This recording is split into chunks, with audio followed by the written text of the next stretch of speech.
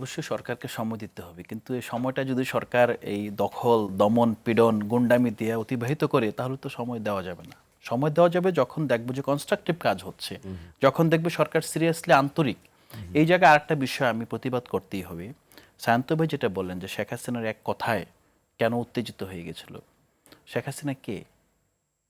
শেখ হাসিনা তো এখানে একটা অবৈধ প্রধানমন্ত্রী ছিল, গণভবন দখল করে রেখেছিল, পুরো রাষ্ট্র হাতের মুঠোয় নিয়ে নিয়েছিল। শেখ হাসিনা শুধু এক কথায় না, শেখ হাসিনা এখানে মানুষের উপর গণহত্যা চালিয়েছে, এক না, পিলখানা থেকে শুরু করে বলেছেন যে ওই ফ্রেজটার একটা ওই ফেস না। মোমেন্টাম শেখ হাসিনাকে কোনোভাবেই শেখ হাসিনা এক কথায় হয় নাই। আপনি পুরো রাষ্ট্রকে জিম্মি করে এক পরিবারতন্ত্রের বলয়ে নিয়ে গিয়েছেন। পরিবারতন্ত্র বললে আবার ভাইরা রাগ করবেন, সেই পরিবারতন্ত্র বলছি না, শেখ পরিবারের জিম্মায় পুরো দেশকে নিয়ে গিয়েছে। ফরচুনেটলি জিয়া পরিবারে এত বড় পরিবার না, এত বড় জিম্মায় নেওয়ার সুযোগ নাই। কিন্তু মূল জায়গাটা হলো যে শেখ হাসিনাকে আপনি আনতে পারবেন না এখানে।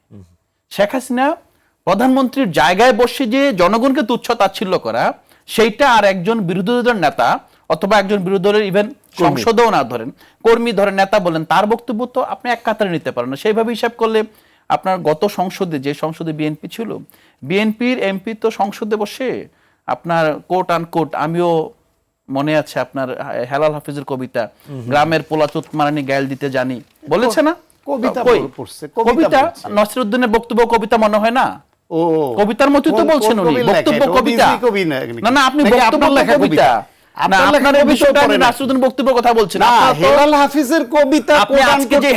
আজকে যে হেলমেট বাহিনী, যে গুন্ডা যুবলীগের নেতা, তিনি যখন সান্ডা বলেছেন, তিনি যখন ব্যাঙের বাচ্চা বলেছেন, তখন মনে হয় না যে তিনি সভ্যতা ভব্যতা সীমা অতিক্রম করছেন? মনে হয় নাই? উনি তো আপনি শুধু না, আপনার অঙ্গভঙ্গি করে যমুনার সামনে গিয়ে বলে নাই, আপনার তো কিছু বলেন নাই। ধরেন বিএনপির নেতৃত্বের যদি আমরা বলতে থাকি, ধরুন সে আমল নাম আমরা যেতে চাই না, কারণ স্যার যেটা বলেছেন আমরা সময় দিতে চাই।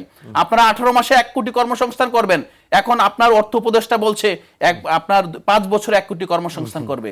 এগুলো তো আপনি সুন্দর করে র‍্যাটরিক বলছেন, জনগণ কি র‍্যাটরিক বুঝে? সুন্দর করে বলতে হবে প্রতারণা।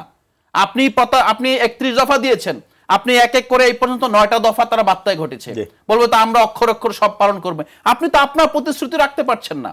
আপনি এই কথাগুলো বলতাম না, কারণ সবগুলোরই আসলে একটা ইফেক্ট, আসলে আমরা সবগুলোর ইফেক্ট হলো কি, যে আজকে এই যে ক্যাম্পাসে হামলা টামলা হচ্ছে, আমরা বলছি যে আমি তো আপনি জানেন ক্যাম্পাসে কিন্তু ছাত্র শক্তি এবং ছাত্র শিবির আলাদা রাজনীতি করছে।